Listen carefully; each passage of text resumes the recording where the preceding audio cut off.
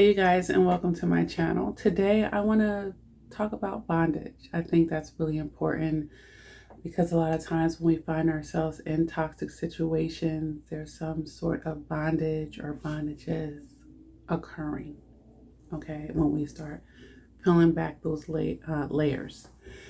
And the whole thing is, I really preach on this channel not to be one-dimensional in your thinking. And a lot of people perceive bondage in a one-dimensional manner. And hopefully, if you're one of those people, by the end of this video, you're done with doing that, okay? Because it puts you at a disadvantage and it blinds your eyes to oncoming things that will eventually put you in bondage. Yeah. So bondage, the typical person, when they think about it, they're thinking about painful things, obvious things that are just painful right off the rip.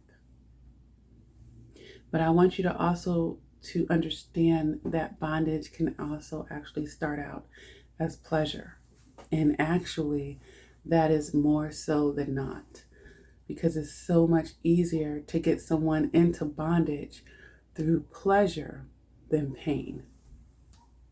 I mean, of course, literally someone could hold someone up at gunpoint and, perhaps that could be automatic. The other person doesn't have a gun and they don't want to die or don't feel like they're going to lose their life.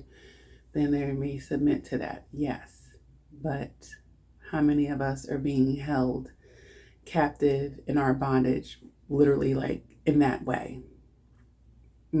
It's more so using the root of pleasure. So something that start out as pleasurable. So you have to be very careful about pleasure and understanding where's the pleasure coming from. It's providing this pleasure for me, right? But what is at the root of that pleasure? And that's what you really want to take into account. And on this channel, we talk about narcissistic abuse. And what does that narcissist start out with? Pleasure. Gets you with pleasure. What is the pleasure? Love bombing. The term love bombing. I'm going to overflow you with pleasure. Try to put you on cloud nine. Try to fill in these voids.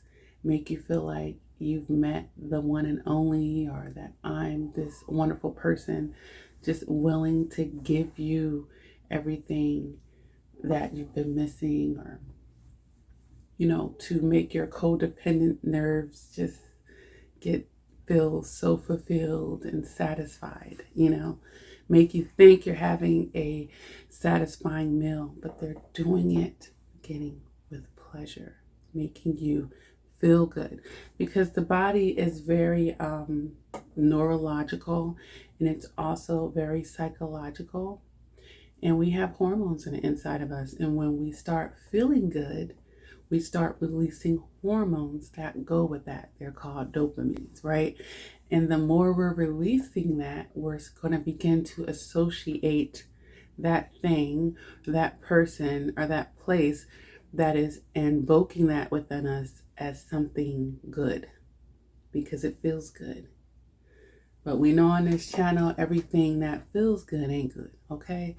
So, while we're talking about bondage here today, I just want you to walk away with the thought of 9 times out of 10, that bondage is coming by way of something that feels pleasurable to my human senses in some type of way.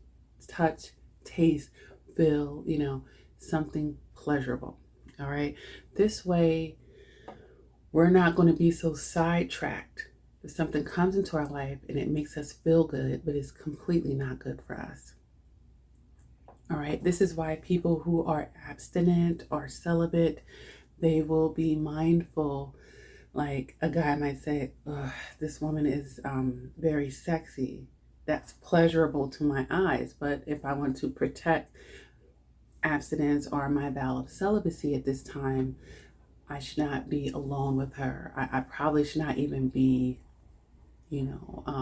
conversing with her, pulling her into my personal space, having all these emotional ties, long conversations and things. I shouldn't be playing with fire because it's going to feel good, but ultimately it's going to destroy and devastate my goals here that I have centered around that. Okay? So let's be mindful so that the enemy, this negative energy, the devil, whatever you want to call it, is not be able to manipulate you and trick you so easily just because it's able to access or invoke in you feelings of pleasure. Because that is a wonderful, easy way for a dark energy to get you into bondage.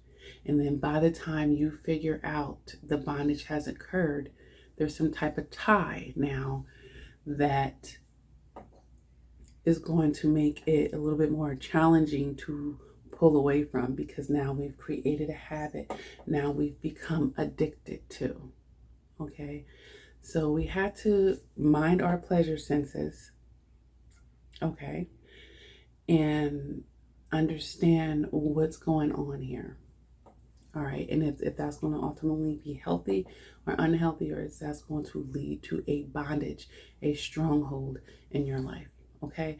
So I hope this message helps someone, and I'll see you guys in the next video.